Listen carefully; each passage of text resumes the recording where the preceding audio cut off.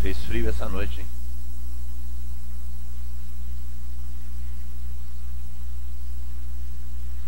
O Geraldo tá dormindo no beliche em cima da minha cama. Passou a noite inteira virando para lá e para cá por causa do frio. Acabei não dormindo nada, conta dele. Vamos tomar Atos dos Apóstolos, capítulo 2, novamente. Porque que dia que é hoje? Que dia que é hoje? Que dia que é? Dia de Pentecostes. São Lucas, quando escreve o Atos dos Apóstolos, e especialmente o capítulo 2, ele nos dá algumas indicações muito importantes e que nós queremos refletir sobre elas, principalmente nós, Renovação Carismática, que somos a expressão da pentecostalidade da igreja. Essa é uma expressão que o padre Joãozinho gosta muito de utilizar, a pentecostalidade, né? E é verdade, a igreja toda ela é pentecostal, e a Renovação Carismática expressa essa pentecostalidade da igreja, essa vivência, o fato de Pentecostes, que é um fato perene e fundamental para toda a igreja. São Lucas, ao escrever o Atos dos Apóstolos, no capítulo 2, principalmente, ele deixa muito claro que o Pentecostes, primeiramente, é um fato cristológico.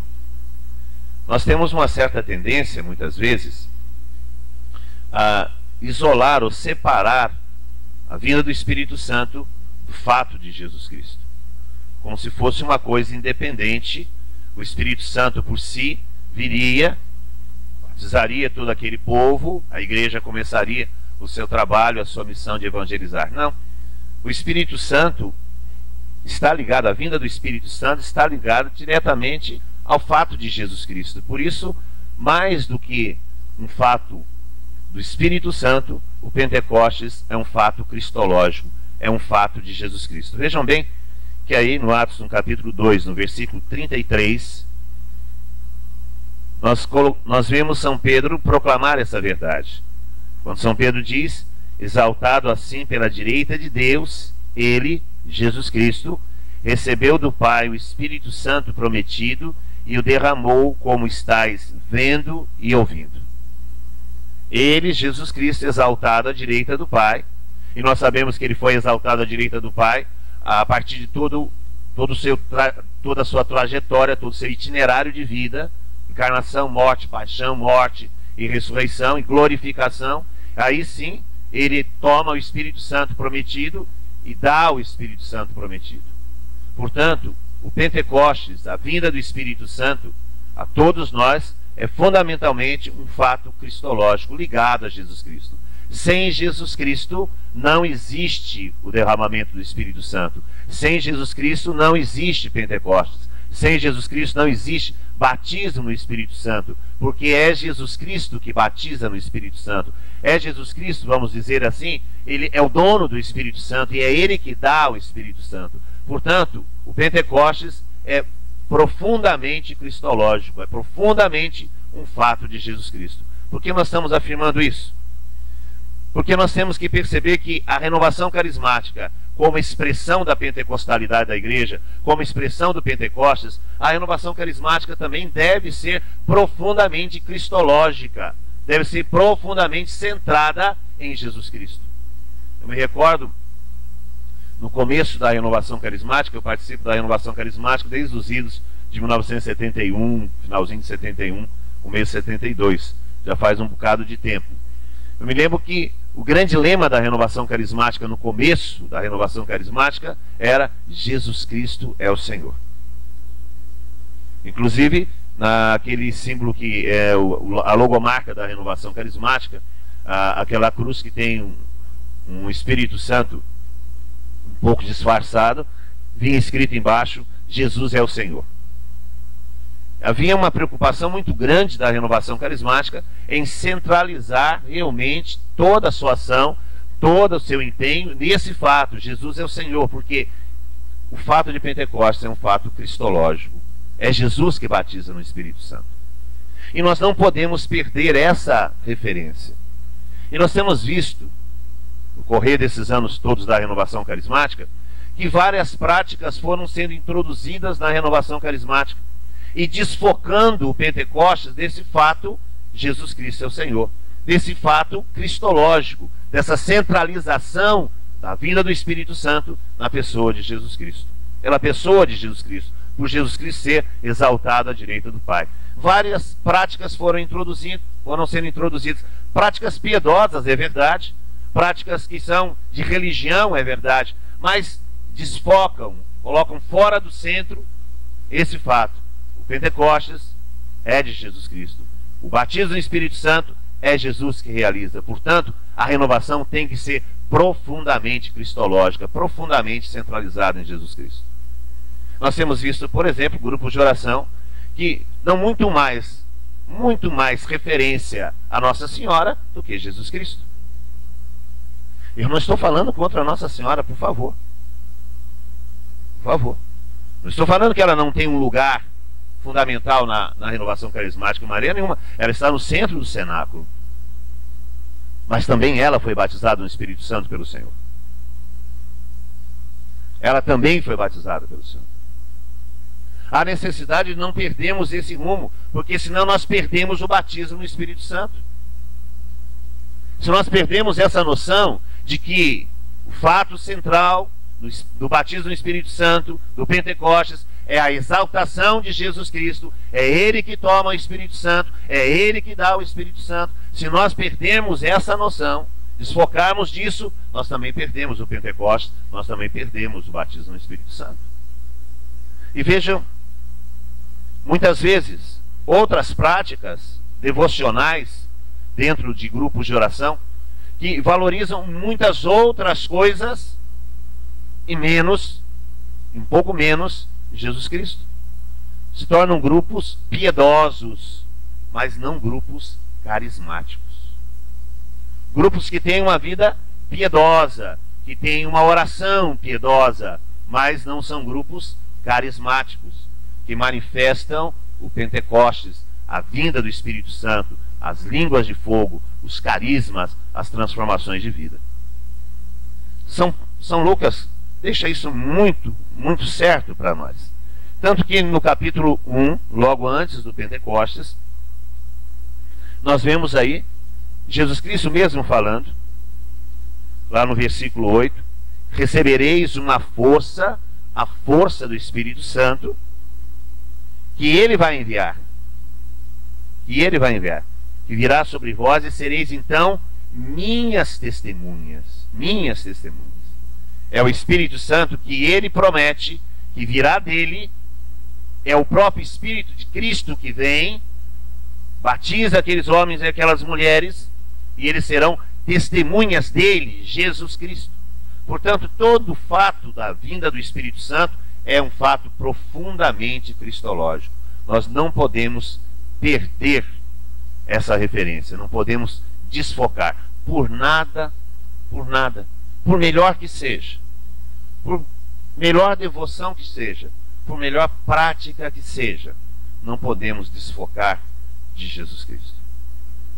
Nós temos a graça de viajar muito por esse Brasil, e nós temos visto isso, não só em relação à devoção mariana, que é uma devoção importantíssima dentro da renovação carismática, porque a dimensão carismática da igreja passa necessariamente por Nossa Senhora. Portanto, nós não podemos tirar Nossa Senhora, não podemos deixar de ter Nossa Senhora na renovação carismática, porque senão também nós perdemos a dimensão carismática da igreja, porque ela, como criatura, foi a primeira a receber a plenitude do Espírito Santo, a ave cheia de graça.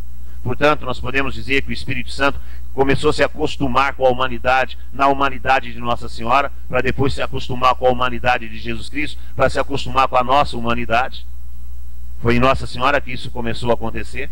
Foi em Nossa Senhora que a igreja se formou, formando primeiramente a cabeça da igreja, que é Jesus Cristo, e depois foi em Nossa Senhora que toda a igreja, todos nós, nos formamos lá no cenáculo, como um grande útero que Nossa Senhora presidia, onde nós todos nascemos. Portanto, nós não podemos tirar ou excluir simplesmente a dimensão mariana da renovação carismática, a dimensão mariana da igreja, porque se nós tirarmos essa dimensão mariana, nós também perdemos o Espírito Santo, também perdemos a dimensão carismática. Isso é verdade.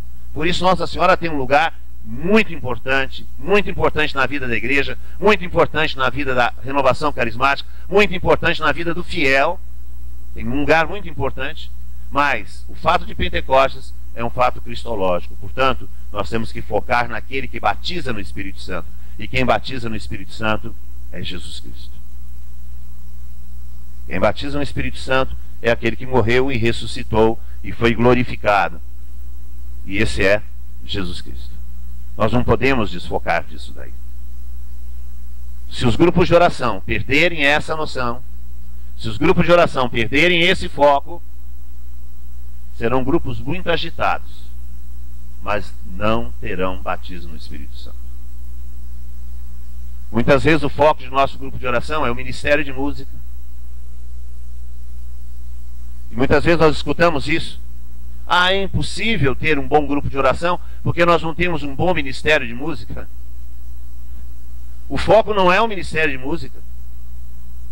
O foco é Jesus Cristo, porque é Ele que batiza no Espírito Santo.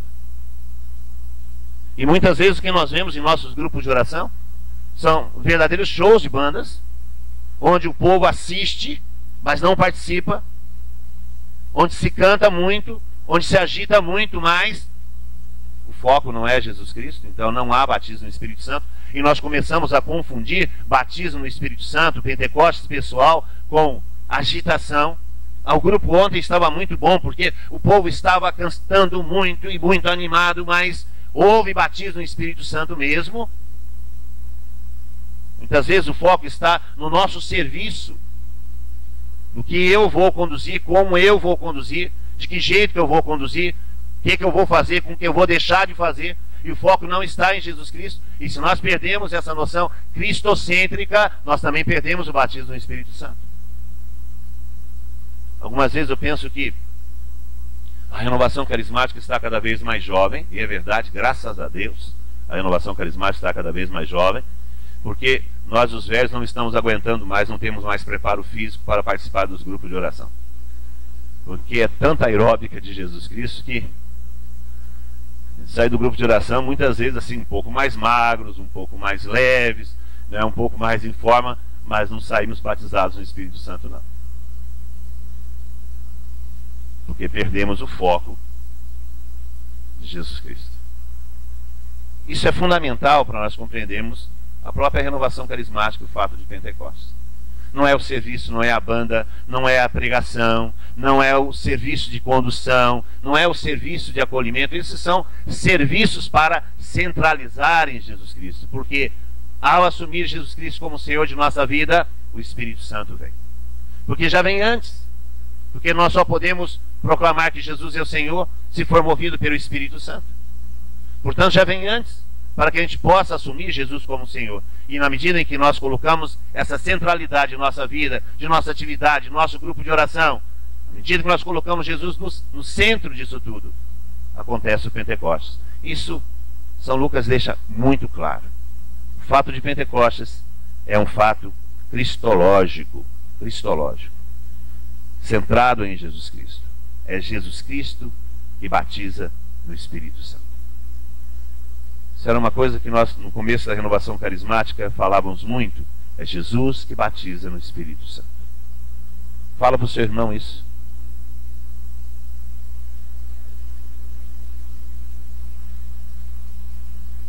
Repete para ele de novo.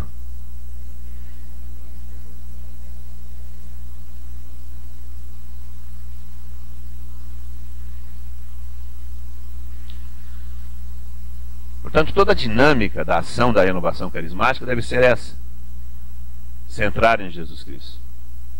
Os serviços, as atividades, as devoções, todas são para centrar em Jesus Cristo, porque é Ele que batiza no Espírito Santo. Uma outra coisa que nós vemos também aí no Atos dos Apóstolos, capítulo 2, e que é uma intenção de São Lucas, a partir do versículo 5, ele começa a narrar o que aconteceu após a vinda do Espírito Santo para os apóstolos que estavam reunidos com Maria no cenáculo. Fala sobre os judeus piedosos vindo de todas as nações que existem sob o céu.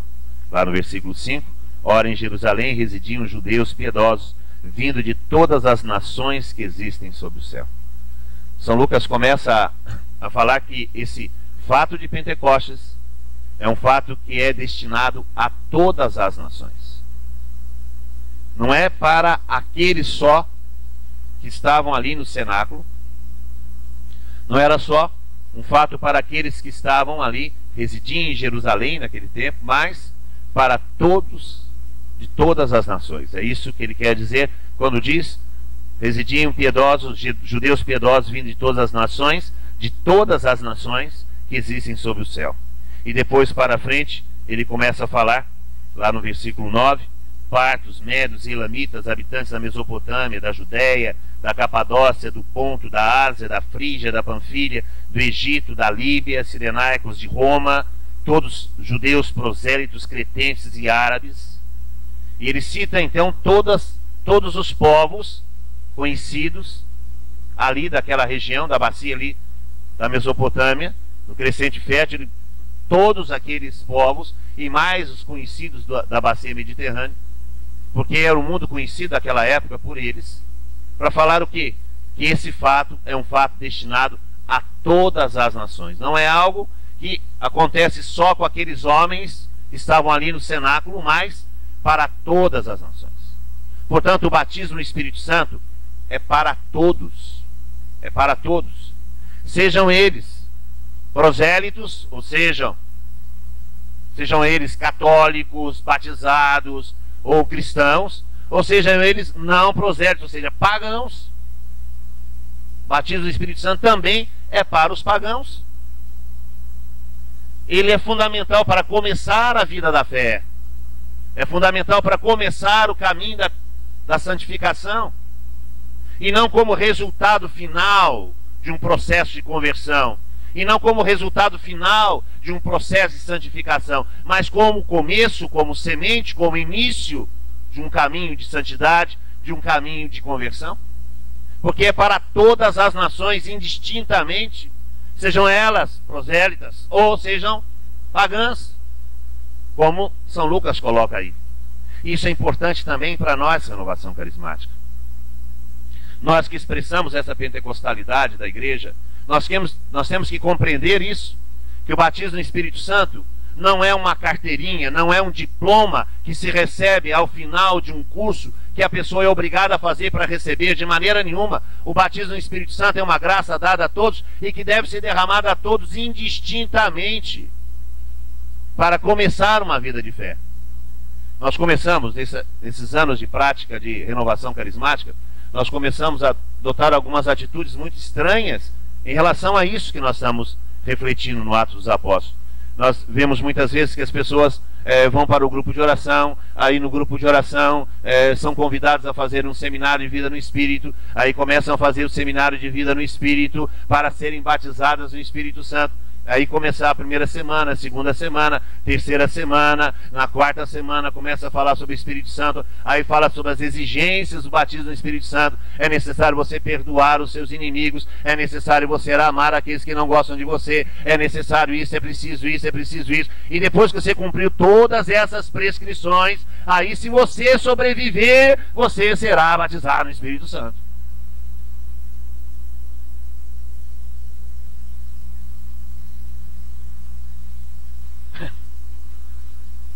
Nós queremos o quê? Nós queremos que eles sejam prosélitos primeiro para receber o Espírito Santo.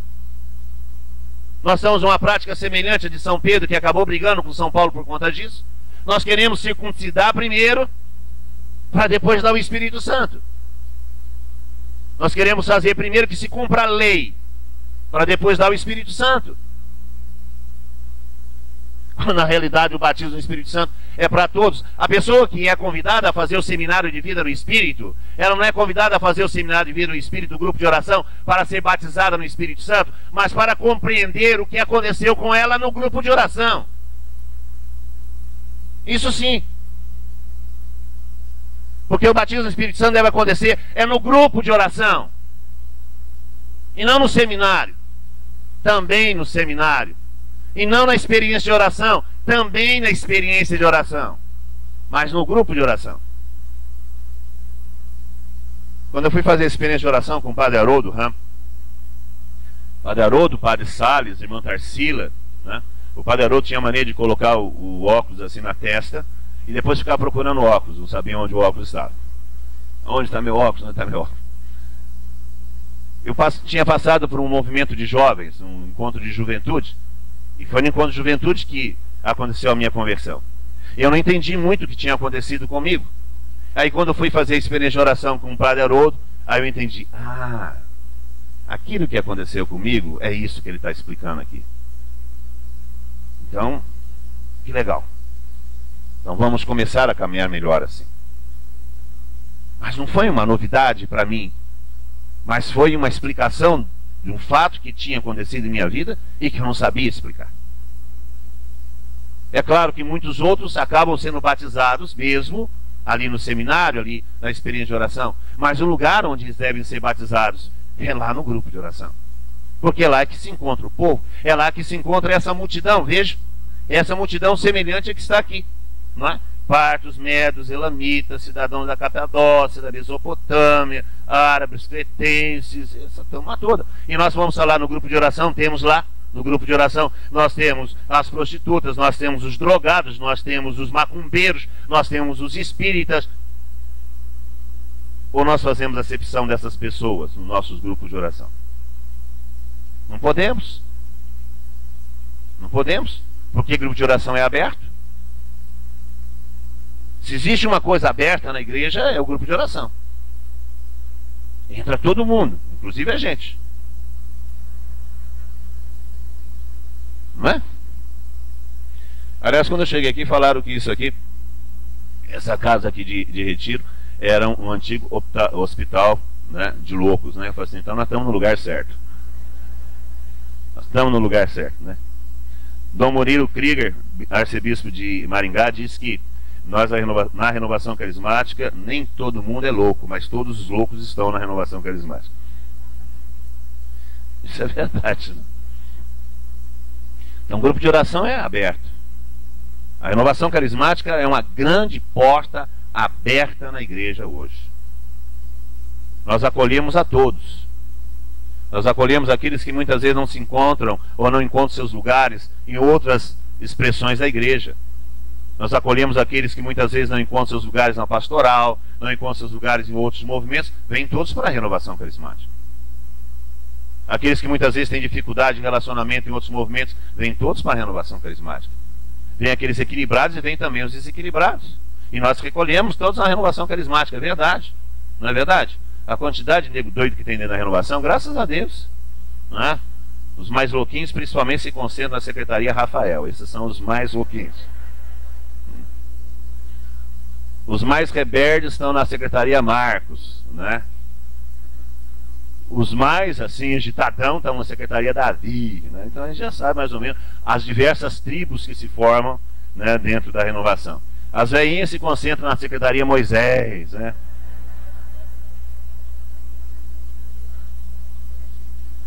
Desculpe, né? Não é bem isso, não. Mas...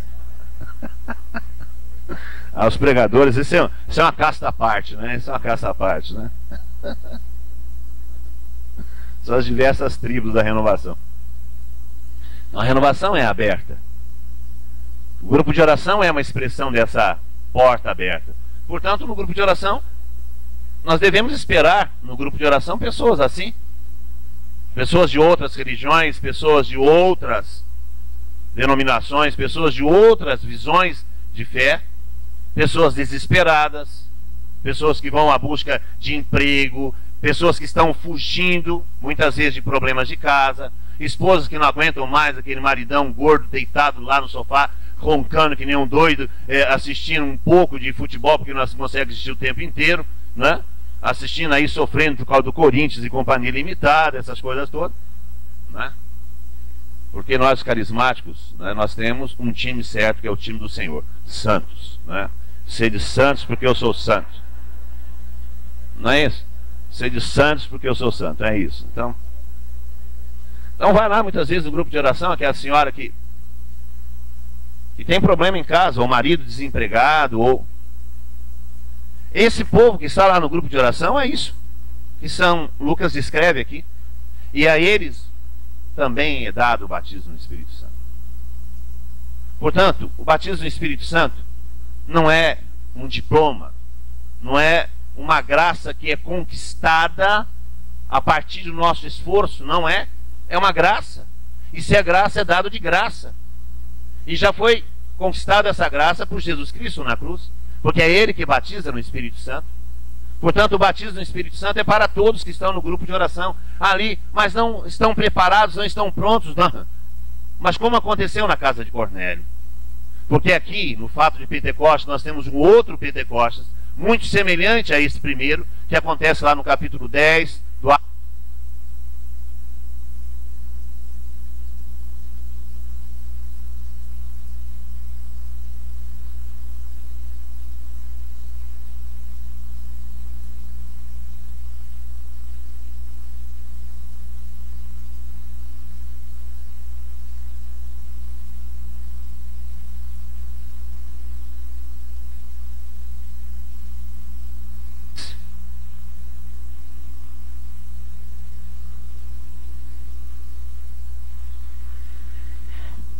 nós vamos fazer a leitura, mas nós vamos citar algumas coisas. Nós encontramos esse fato a partir do capítulo 34, a partir do versículo 34 do capítulo 10. Nós encontramos aí a narrativa do fato de Cornélio. Vocês imaginem, São Pedro era um homem muito reto e tinha a visão de que primeiro as pessoas deveriam passar pela lei de Moisés e depois serem introduzidas no mistério do cristianismo.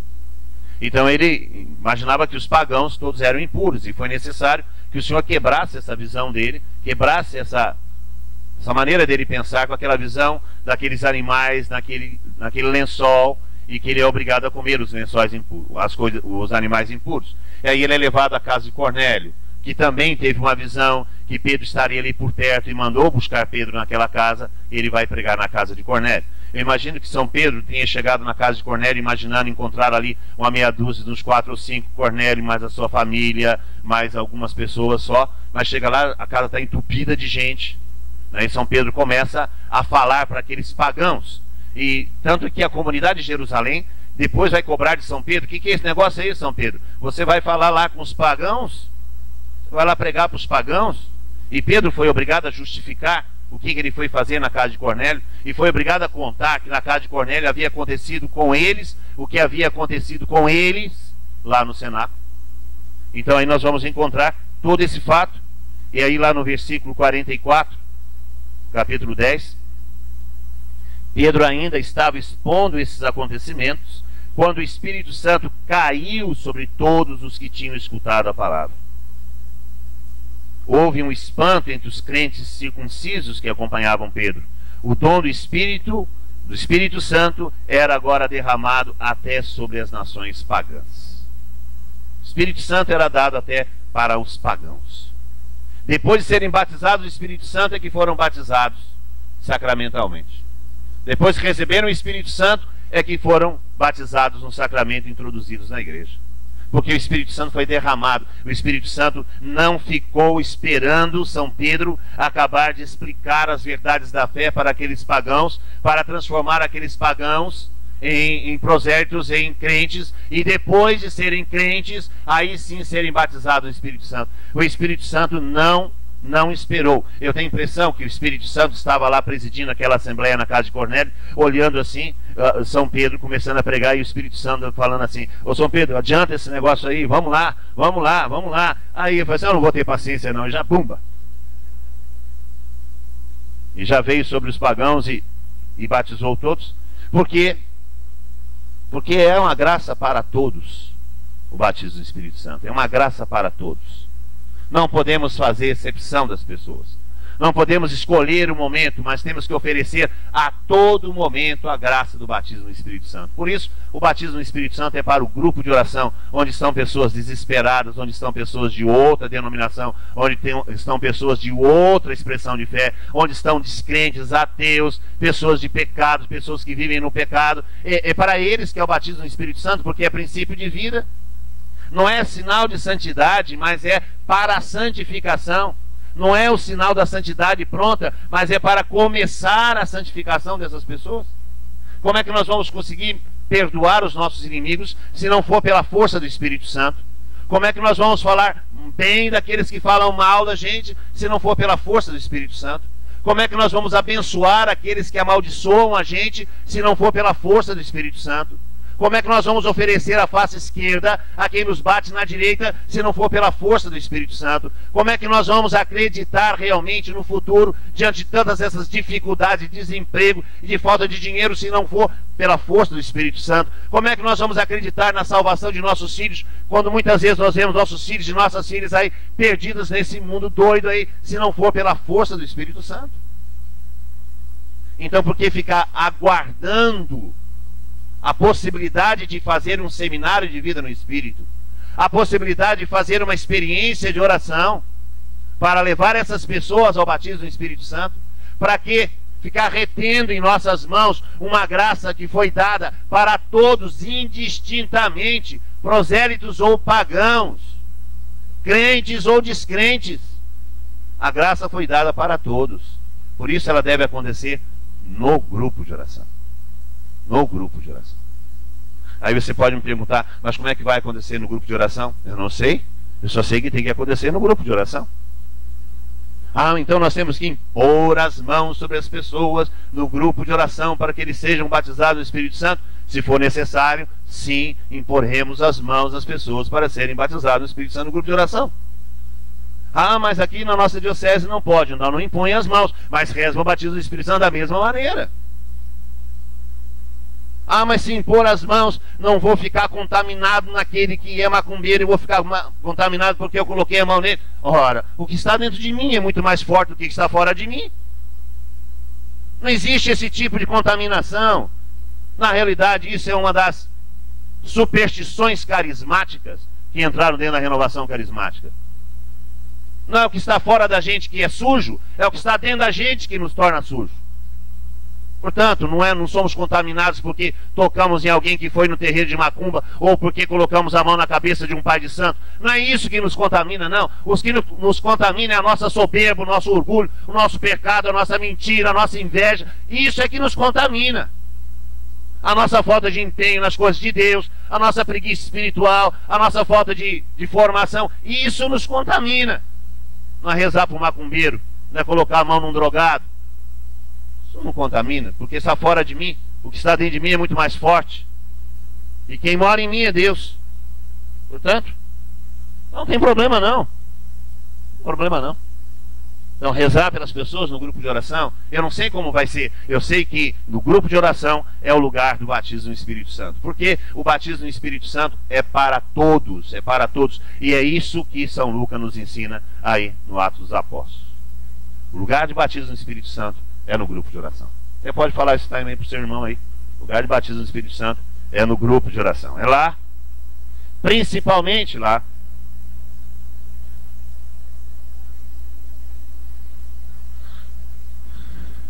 Principalmente lá.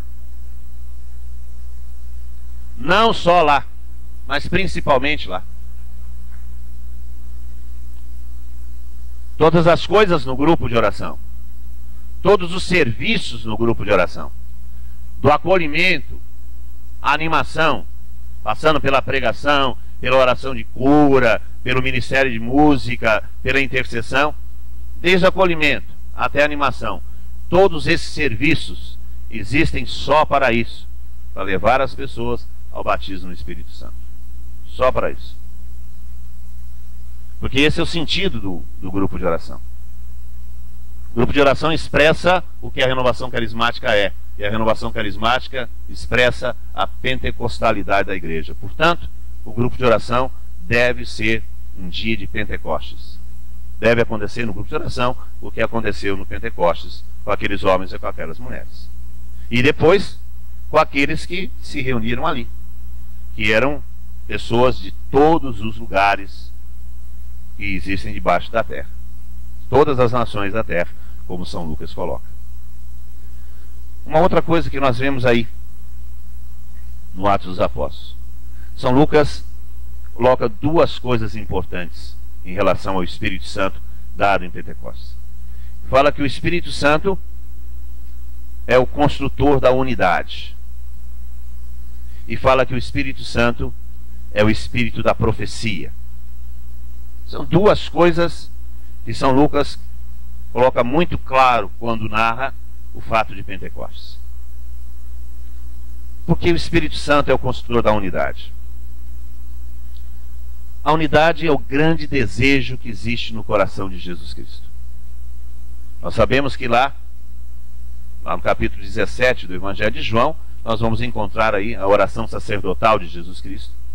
E essa oração acontece no momento que antecede todos os fatos, né, de Jerusalém, a prisão, o sofrimento, a morte na cruz, né, tudo isso está aí. Portanto, os últimos momentos de Jesus Cristo. E nesses últimos momentos, Jesus Cristo reza e deixa uma espécie de testamento, uma espécie de desejos últimos. E entre eles ele coloca o desejo da unidade. Que sejam um. E que essa unidade seja testemunha de que ele foi enviado pelo Pai. Na medida em que os cristãos forem unidos, o mundo vai crer que ele foi enviado pelo Pai para salvar a humanidade. Esse é o grande desejo de Jesus Cristo, a unidade. E a grande dificuldade nossa é a unidade. É a grande dificuldade nossa. Esses dias eu estava lá em Cuiabá, e o bispo de Cuiabá é um salesiano, Dom Bonifácio, e ele chegou lá se apresentando e vindo da Assembleia de Itaici. Aí perguntou assim para mim: de qual tribo que você é? Ou de qual seita que você é? Eu falei assim: qual seita? Ah, não, você é da seita dos carismáticos. Eu sou da seita dos salesianos. Ele é salesiano. Aí tinha um padre lá que é agostiniano. O padre fulano de tal é da seita dos agostinianos. Eu falei assim: mas por que o senhor está falando isso? Eu falei assim: não, porque nós, a igreja, nós parecemos, nos movimentos, as pastorais, as congregações, parecem seitas. Nós precisamos fazer ecumenismo entre nós, muito mais que fazer ecumenismo para fora da própria igreja. Porque nós nos batemos tanto e brigamos tanto que parecem seitas. Isso falando para a gente que estava lá. E a carapuça serve mesmo, né? Porque nós da Renovação Carismática muitas vezes brigamos com a turma da pastoral. Tá certo que nós somos os mais bonitos, isso é verdade. Isso a gente não pode negar, né? Nós somos mais bonitos, os mais simpáticos, os mais inteligentes, né? Os outros não, né? Mas é verdade, nós temos dificuldade de relacionamento com os outros, né? com os outros na igreja, né? Com os outros movimentos, com outras expressões de igreja. Temos dificuldade. Temos dificuldade de unidade entre nós mesmos, nas nossas equipes de serviço, nossos núcleos de serviço e nossos grupos de oração. Temos dificuldade entre nós mesmos. Temos dificuldade dentro da própria diocese. Então, a unidade é um grande desafio para nós. É um grande desafio. E São Lucas, quando ele fala sobre a unidade, ele deixa claro isso aí quando ele fala sobre as línguas. Todos ouvem maravilhados, na sua própria língua, as maravilhas sobre Deus. São Lucas, quando coloca esse fenômeno das línguas, de todos escutarem sua própria língua, isso nós encontramos aí no versículo 11, ao final disso, nós os ouvimos anunciar em nossas línguas as maravilhas de Deus. Depois dele escrever todas essas pessoas que estavam ali, São Lucas utiliza essa expressão em uma contraposição ao que aconteceu em Babel. E é uma intenção muito clara de São Lucas aqui se referir ao fato de Babel. Porque Babel foi quando aconteceu a dispersão dos povos. E a dispersão dos povos aconteceu por causa da diversificação das línguas. Sem desmarcar Atos dos Apóstolos, vamos lá para Gênesis. No capítulo 11.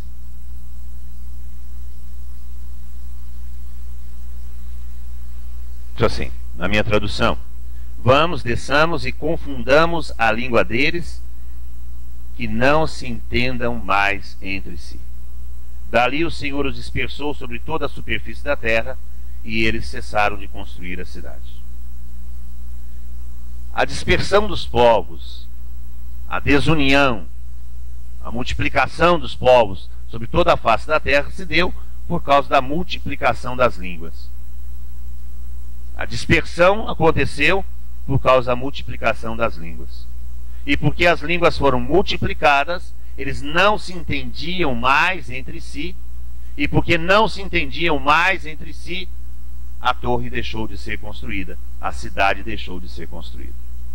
Portanto, o fato de unidade, o sinal de unidade entre aqueles que queriam construir Babel, era exatamente falar a mesma língua. E isso constituía a unidade. No momento em que essa mesma língua não foi falada, houve uma multiplicação dos idiomas, houve a dispersão dos povos, a unidade foi quebrada e a cidade não pôde ser construída. Por isso São Lucas se refere lá, voltando por Atos dos Apóstolos, São Lucas se refere sobre as línguas, ouvir numa mesma língua. Ele está se referindo que o Espírito Santo vai realizar, é o construtor da unidade. É o Espírito Santo que realiza essa unidade. É o construtor da unidade. Essa unidade que é tão desejada por Deus, é tão desejada por Jesus Cristo, porque a unidade é fundamental para o testemunho que nós temos que dar, e nós já vimos isso aí no Atos no capítulo 1, e vós sereis minhas testemunhas.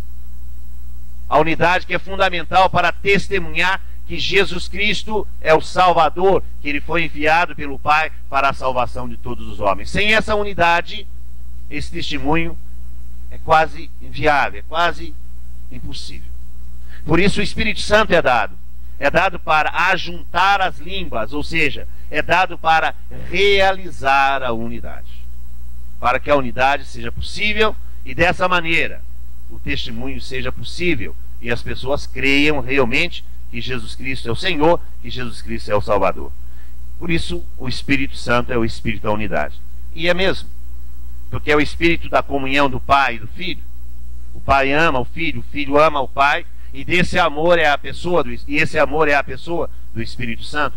Quem realiza a unidade na Trindade é o Espírito Santo, porque o Pai é uma pessoa, o Filho é uma outra pessoa, e são pessoas distintas, mas um só Deus. Essa unidade perfeita que existe na Trindade só é possível pelo Espírito Santo, que é o amor que procede do Pai para com o Filho e do Filho para com o Pai. Porque o Espírito Santo é o Espírito de amor, e é o amor que constrói a unidade. Por isso o Espírito Santo é dado e unifica as línguas de tal forma que todos podem entender em suas próprias línguas as maravilhas de Deus, porque essa língua que o Espírito Santo ensina é fundamentalmente a língua do amor, porque é isso que o Espírito Santo é, o amor do Pai e do Filho. Por isso o Espírito Santo é o construtor da unidade. E a unidade é fundamental para a igreja, para o crescimento da igreja. A unidade é fundamental para manifestar os carismas. A unidade é fundamental para que se manifeste o poder de Deus.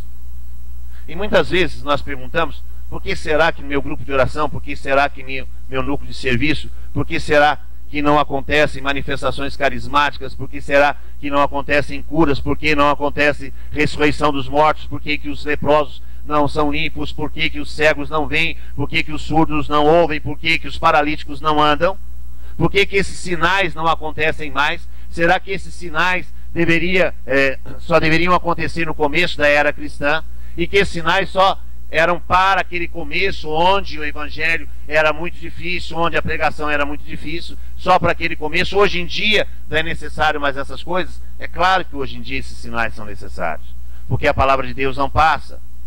E quando Jesus Cristo mandou os seus discípulos, mandou os 12 apóstolos, ou seja, mandou a igreja, deu a eles autoridade para curar, para libertar, para ressuscitar os mortos. Portanto, esses sinais, essas coisas devem acontecer sim, hoje também, porque são sinais do reino. E por que não acontecem como aconteciam no começo? Porque falta unidade entre nós.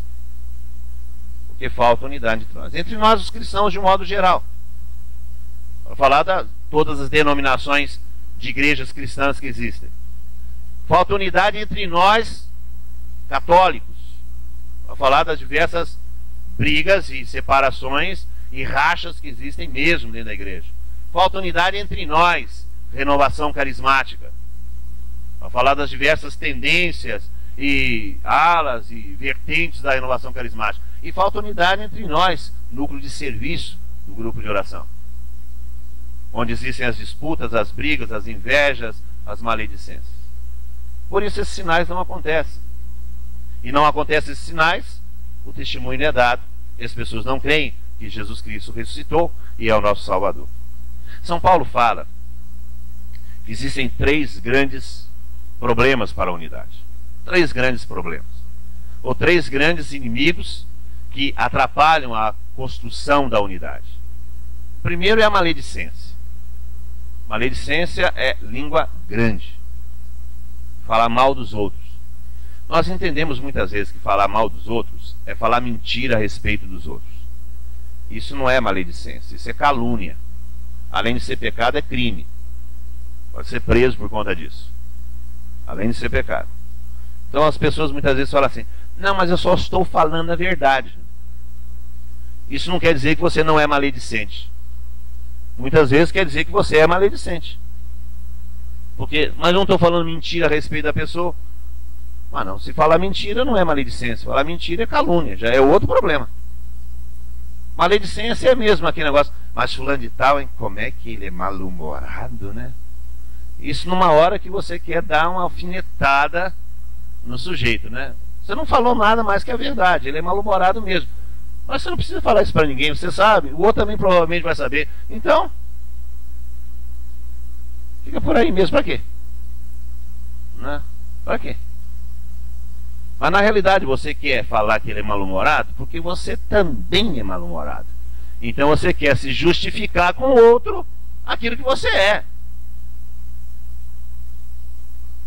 O sujeito está indo bem, e começa a liderar, e começa a fazer as coisas, e começa a aparecer. E você, mais velho, e já, né, já teve seus momentos de glória, né? Aí você fica lá: não, mas ele é muito imaturo, não tem experiência ainda. É verdade, você está falando a verdade. Mas está falando a verdade porque você está morrendo de inveja do cara. Porque você gostaria de estar fazendo o que ele está fazendo. Gostaria de estar ali onde ele está. Vou dar uns conselhos para ele, porque afinal de contas, vocês sabem, eu sou mais experiente e tal. Então vou dar um conselho para ele. Você não está falando mentira, mas é maledicência. Que está gerando um ambiente que não é um ambiente de graça, um ambiente da graça. A maledicência que arrebenta com a gente. Maledicência que vem das avaliações, que muitas vezes são feitas sem caridade. Avaliação dos empenhos, das realizações da renovação carismática. Eu ando muito preocupado com isso. O nosso critério de avaliação de eventos, de grupos, de seminário, de experiência, do que quer que seja, o nosso critério de avaliação, primeiramente, é a misericórdia. Esse é o primeiro critério. O resto não precisa nem saber. Se nós não tivermos misericórdia ao julgarmos, nós não teremos misericórdia em nosso julgamento. À medida com que nós medimos, nós seremos medidos. Isso é evangélico. Portanto, a medida é a misericórdia. Não é a técnica. Não é a perfeita execução dos planejamentos. Não é a perfeita execução dos programas. Isso é secundário. Não estou falando que não é importante, mas estou falando que é secundário em relação ao crescimento espiritual, em relação ao amor, em relação à caridade, em relação à misericórdia. Nós não podemos destruir uma pessoa porque o arranjo de flores não ficou como devia ter ficado naquela hora, naquele momento. Não podemos destruir uma pessoa porque o programa não ficou rodado na cor que tinha que ter ficado rodado naquele momento, etc. A eficiência nossa não se mede como uma eficiência empresarial. A eficiência nossa é pela graça, porque nossa obra não é uma obra humana, é uma obra divina, se projeta para a eternidade, é uma obra sobrenatural. Por isso, nosso critério é fundamentalmente um critério de misericórdia quando fazemos a avaliação das pessoas. E muitas vezes a maledicência entra exatamente na avaliação. Vai fazer as benditas correções fraternas, que mais parece agressões fraternas, onde se falta com a caridade, onde se falta com o respeito dos outros. E a gente disfarça isso, falando muitas vezes, não, é que eu sou sincero, eu falo na bucha. Não é que você é sincero, fala na bucha, você é sem educação e não tem caridade. Esse negócio é grosso e quer tornar um defeito numa virtude. Não é por aí. Então a maledicência que arrebenta a unidade, naquele falar, o tititi. O sujeito está falando e o cara lá comentando com o lado assim, tá vendo só? Olha lá o que ele está dizendo. Mas na casa dele, o que ele diz? E disse isso para os outros, mas ele... Isso arrebenta com a gente. Tem a impressão que quando a gente vai nessas núcleos de serviço, quando a gente vê assim, o pessoal fica reunido depois da reunião, né? Fica ali na porta da igreja, na porta da sala, ali conversando, ninguém vai embora, tal. A gente fala assim, puxa vida, esse pessoal gosta de conversar um com os outros. Mas muitas vezes estão com medo de ir embora primeiro e deixar os outros para trás, né? Vai e os outros vão ficar, o que eles vão dizer de mim? Aí chega em casa e começa, passa a mão no telefone e começa, o que fulano falou? Ele falou, o que ele disse? O que fulana disse? Isso acontece na Renovação Carismática de Mato Grosso. Aqui não. Isso arrebenta a unidade. Maledicência. Não é falar mentira a respeito dos outros, que isso é calúnia. Mas é falar a verdade em horas indevidas, de maneira indevida, que provoca essa quebra da imagem do outro. E arrebenta com as pessoas. Essa é a primeira coisa que São Paulo fala, que é o grande mal da comunidade, por isso a comunidade muitas vezes não chega à unidade. A segunda coisa que São Paulo fala que é problemática para a unidade é a falta de formação doutrinária. A falta de uma formação doutrinária adequada. Porque aí as pessoas começam a desviar pelos seus próprios caminhos e começam a inventar a sua própria doutrina e começam a inventar a sua própria religião. E é por falta de formação adequada. E começa a causar ruptura no tecido da igreja. Porque não tem uma formação adequada. E a respeito de formação, nós, Renovação Carismática, somos difíceis. A Renovação Carismática, ela trabalha com um aspecto subjetivo da fé. Ou seja, a experiência. É o que nós sentimos. E porque nós vivenciamos mais a experiência do Pentecostes, estamos mais próximos da experiência do Espírito Santo, nós somos um pouco levados assim para a anarquia, no sentido de vamos que vamos, não é? Porque a vida no Espírito é mais ou menos assim. O Espírito Santo é meio anarquista, não é? Eu falo que o Espírito Santo é anarquista mesmo, porque ele sopra onde quer, a hora que quer, em quem ele quiser, do jeito que ele quiser, na forma que ele quiser. Então, não é? Aliás, diz um outro bispo amigo da gente que o Espírito Santo tem a obrigação de nos desobedecer. Ele não pode obedecer a gente, tem que ser desobediente a nós, porque se for obedecer a gente, né, nada acontece, né? Então nós, por causa dessas características, nós da Renovação Carismática não gostamos muito de formação, não. Quando começa a apanhar algum livro, algum texto, alguma coisa mais pesada para a formação, já começa, estão matando o Espírito Santo, estão passando o durequinho na asa do Espírito Santo, ele não pode mais voar, estão matando o Espírito. Na realidade é uma desculpa para não se enquadrar numa formação. Porque nós não podemos viver aí ao sabor dos nossos sentimentos religiosos, que nem sempre conduzem a lugares muito, muito religiosos. Nós temos que ter uma formação para saber aquilo que é da igreja, a experiência do Espírito Santo que está acontecendo na igreja faz 2000 anos. E essa tradição faz parte da formação. A formação da igreja leva em consideração essa caminhada no Espírito Santo durante 2000 anos. Esse é o magistério da igreja. E o magistério da igreja manifesta aí a tradição da igreja. Portanto, é necessário sim conhecer os documentos da igreja, é necessário sim conhecer os critérios da igreja, é necessário sim conhecer os parâmetros que julgam a experiência espiritual dentro da igreja, é necessário ser formado, para não estar fora do caminho que o Espírito Santo faz dentro da igreja. E nós somos muito resistentes a isso, muito resistentes a isso. Temos dificuldade de leitura, temos dificuldade de sentar para estudar realmente. Os livros mais vendidos dentro da renovação carismática são livros normalmente só de testemunhos, que falam de testemunhos, ou livros de oração de poder, mas livros de doutrina, de formação. Quem trabalha com livrarias em renovação carismática sabe o que eu estou falando. Não se vende, não. Não é por causa do preço, é por causa do interesse. O interesse na formação. E o resultado disso acontece essas aberrações que nós encontramos na renovação de vez em quando. Esse pessoal que diz que tem uma corrente na renovação carismática, isso é desvio doutrinal, não é? Que fala que as mulheres não podem cortar os cabelos, não podem usar pintura. Vai ver aquelas meninas escorridas, nós chamamos de meninas escorridas, né? Assim, aqueles cabelão, né? Aquele beiço branco, né? Não pode se cuidar e vai levantar os braços para louvar a Deus, que é a piaçaba debaixo do sovaco. Não pode.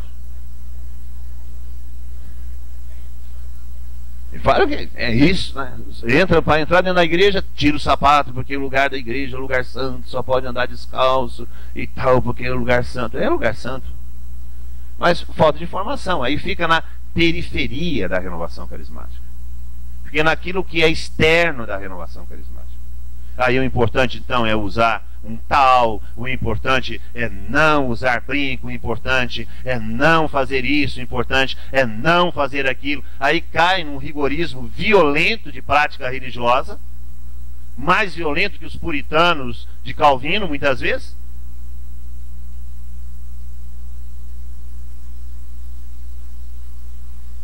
São carismáticos por falta de formação.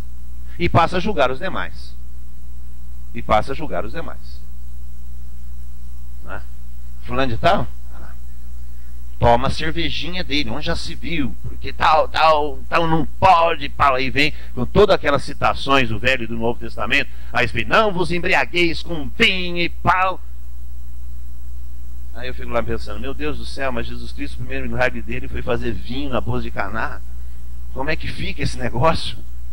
Fica difícil entender isso. São Paulo fala lá para o outro discípulo dele, olha, antes de dormir você toma um copo de vinho que faz bem para o estômago e faz dormir mais cedo. Fica difícil você entender. Fica nesses rigorismos que fica externo à renovação carismática. Fica amarrado no que está vestindo, no que está falando, no que está usando, mas a vida espiritual, o interior, fica relegado ao segundo plano, fica na infantilidade. Caímos num outro tipo de farisaísmo, de práticas e não de vivência, de prisão da lei e não de liberdade das bem-aventuranças. Caímos num outro tipo de rigorismo e por falta de formação. E vocês sabem disso, que existem assim, coisas assim na renovação carismática, e isso quebra a unidade? Quebra. Por que quebra a unidade? Porque gera julgamentos, gera partidarismos. Não comungo mais na mão, porque a mão é suja. Mais suja que a língua. A mão não fala palavrão, a mão não fala mal dos outros, a mão não levanta falso testemunho, a mão não jura em falso, a mão não promete, não cumpre, a mão não faz nada disso, a língua faz. Você quer que for mais suja que a língua? Não pode, porque a mão é suja, porque a... Entende? As coisas.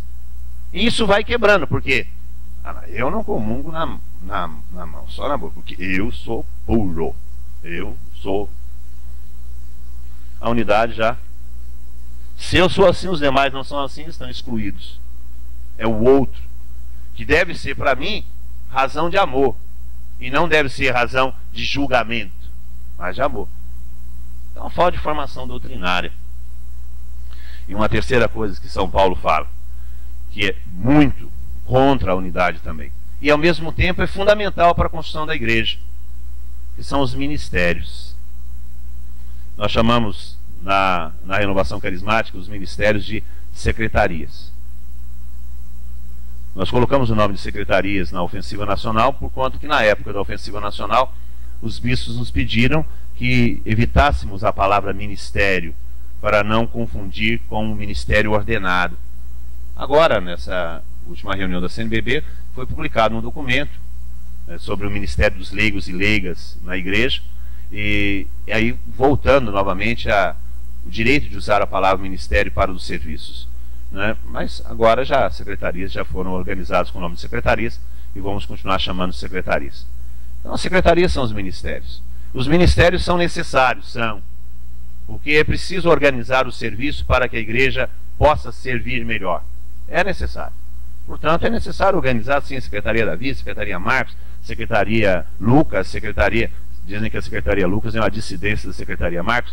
A Secretaria Lucas, a Secretaria... E vai assim, assim, assado. É necessário, mas nós temos que tomar cuidado para que essas secretarias não comecem a brigar entre si. E muitas vezes começam a brigar entre si. Não é? O Pedro não se dá com Davi, que não se dá com Moisés, que não se dá com Rafael. Fica uma briga de Rafael e Moisés de quem que é o cliente. O cliente vem para ser rezado. Ele vai ser rezado na Moisés ou vai ser rezado na Rafael? Vamos fazer uma reunião para decidir onde o cliente vai ser rezado. Aí vai para a reunião de avaliação. Você, Moisés, entrou na área da Rafael, não era para entrar na... Isso acontece em Mato Grosso. Chega na hora do grupo de oração. Não, você tinha que fazer o louvor, você fez o pedido, entrou na minha área, como é que pode isso? O animador não deixou o canto não deixou o animador, falando, não, quem manda no canto sou eu, o animador, mas eu quero esse canto, mas esse canto não é esse canto, vai aquele outro. Quer dizer, o Espírito Santo inspira aqui, inspira lá, inspira lá. Quantos Espíritos Santo tem? Que eu saiba, tem um.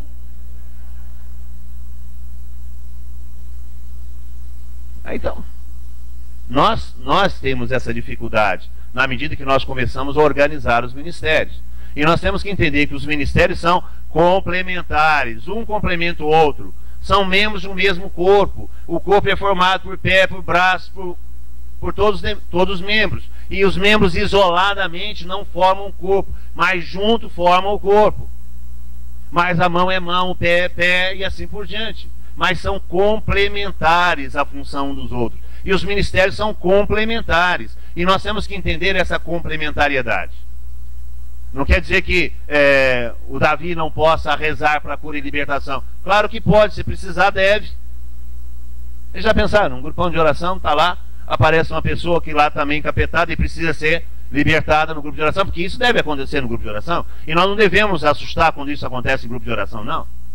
Porque se o grupo de oração é aberto e tem tudo quanto é gente e tudo quanto é pessoa possível por ali, então é possível também que esteja alguma pessoa que esteja possessa. E daí? Vai se manifestar no grupo de oração. É no grupo de oração. E por isso o grupo de oração tem que ter uma organização da Secretaria Rafael para rezar para a libertação ali. E não mandar o coitado sujeito procurar 2 semanas depois, de acordo com a agenda, para ser libertado. Não é ali naquela hora que se manifesta. Porque isso aqui não é clínica do NPS, que você tem que pegar a senha para depois entrar na fila e depois ser atendido. Não é? Então por isso acontece no grupo de oração. Mas vamos supor que no grupo de oração não tem ninguém da Secretaria Rafael. Telefona para a dona Ditinha que tem que vir aqui, porque tem uma pessoa dando manifestação demoníaca aqui no grupo de oração, porque nós só somos da Davi e não podemos rezar para a libertação, que é a área da Rafael. É lógico que tem que carcar a mão, rezar e pedir a libertação, que vai acontecer. Mas eu sou da Davi, e daí? Daí, o serviço é feito na hora. Então os ministérios existem, é necessário existir os ministérios, é necessário, mas não podem ser concorrentes entre si. Complementares, mas não concorrentes entre si. A Marcos não pode brigar com a Lucas não pode brigar com a Marcos, e não pode brigar com... Aliás, eu acho estranho isso, né? Secretaria Marcos, por exemplo, da Juventude, eu acho extraordinário isso. Esses dias eu estava falando para o Jefferson. Ô Jefferson, até quando que o jovem é jovem? Porque um dia vão virar adultos. Essa é a nossa vingança. Eles vão ficar adultos. Até quando? É um estado de vida. Então, para quê, né? É complementar, é complementar. Então, os ministérios também são dificuldades para a unidade, embora sejam necessários para o serviço da igreja. Nós temos que compreender que são complementares. E como realizar essa unidade? Como realizar essa unidade no Espírito Santo? Lá na Torre de Babel, nós vemos que a motivação daqueles que construíam a Torre de Babel, e era uma obra religiosa, a Torre de Babel era uma obra religiosa, não era uma obra humana. Eles não estavam fazendo ali simplesmente uma cidade, mas estavam fazendo um templo a Deus. Mas a motivação deles era fazer uma obra tão grande que Deus ficasse agradecido a eles, que o nome deles fosse elevado diante de Deus. Portanto, a motivação da Torre de Babel era ele, o centro eram as próprias pessoas. E isso acabou causando a dispersão. Quando começamos a trabalhar na igreja, pensando em nós mesmos, no poder, no orgulho, na soberba, nós acabamos por destruir a unidade. Nós construímos a unidade na medida em que nós entendemos que o nosso trabalho, o nosso empenho é para o outro. É para o outro. A dimensão da unidade está fora de nós, está no outro. Por quê? Porque o Espírito Santo é que constrói a unidade. O Espírito Santo é amor. E o amor só é possível quando existe o outro. Não existe amor se não existir o outro. Se não existir o outro, só existir a mim mesmo, eu amo eu só, e eu me amo sozinho, e eu mesmo, o que acontece? Isso é egoísmo. Amar a si mesmo, só a si mesmo, é egoísmo. Centrar as coisas em si mesmo é egoísmo. Só existe amor quando existe o outro, e o outro é diferente de mim. O outro é diferente de mim. Muitas vezes a grande dificuldade de amar as pessoas está exatamente nisso. Porque muitas vezes quando começamos a amar os outros, nós queremos que os outros sejam iguais a gente. Na realidade nós queremos amar nós mesmos. Daí esse empenho, muitas vezes terrível, que os outros fazem para mudar as pessoas. Você tem que mudar, você tem que mudar. Mudar o quê? Mudar aquilo que não agrada a mim. Não agrada a mim porque eu quero amar o outro aquilo que eu sou. Então eu estou amando a mim mesmo. O outro é o que ele é, do jeito que ele é, com as características dele. E ele deve ser amado assim, do jeito que ele é, como indivíduo, como pessoa. E isso gera o amor. Na medida em que eu tiver a dimensão do outro na minha vida, o meu serviço ser voltado para o outro, a dimensão do outro, aí começa a aparecer o amor, porque o outro é necessário para que exista o amor. Aí a unidade começa a ser construída. Na medida em que eu, na minha equipe de serviço, no meu núcleo de serviço, no meu grupo de oração, eu perceber que o meu serviço, o meu empenho, não é voltado para mim, mas para o outro, para o bem do outro, para a maior felicidade do outro, para o bem-estar do outro. Na medida em que essa mentalidade for uma mentalidade verdadeira em meu coração, a unidade começa a ser construída. São Paulo já dava uma dica a esse respeito, quando ele escreve lá na sua primeira carta aos Coríntios, no capítulo 13. Vocês conhecem esse texto, não conhecem? São Paulo, aos Coríntios, capítulo 13. Vou indicar-vos um caminho mais perfeito, e começa a falar sobre a caridade. Ainda que eu der meu corpo às chamas e não tiver caridade, ainda que eu der todos os meus bens aos pobres e não tiver caridade, ainda... Vocês conhecem esse texto? A caridade não é orgulhosa, a caridade não se ostenta, a caridade nada faz de mal, a caridade... O amor, né? O amor não se ostenta, o amor não é orgulhoso, não deseja nada de mal ao outro, não se enche de orgulho, não faz nada que é desagradável. Por quê? Por causa em relação ao outro. Muitas vezes não é aquilo que eu quero, mas é aquilo que é necessário ao outro. Na medida em que essa dimensão começar a aparecer em minha vida, o amor vai aparecendo e a unidade vai acontecendo. Porque a unidade, como diz aí São Lucas, a unidade só é possível e só é construída no Espírito Santo. E só é construída no Espírito Santo na medida em que existir amor entre nós. Porque o Espírito Santo é o Espírito de amor. A unidade só é construída no Espírito de amor. O amor começa com o perdão, com a reconciliação, com a misericórdia constante uns para com os outros.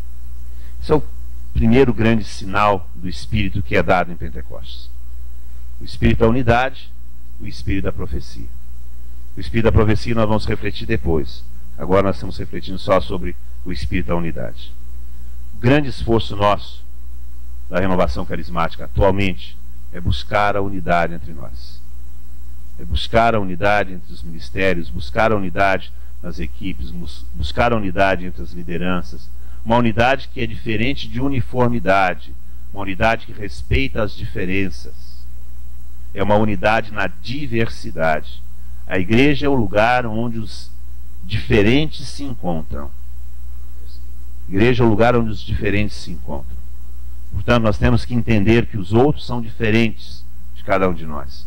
E essa diferença é que deve gerar a unidade. E só vai ser possível na medida em que a gente se amar. Amar verdadeiramente. Você pode falar para o seu irmão isso. A unidade só vai acontecer quando nos amarmos. Pode falar isso.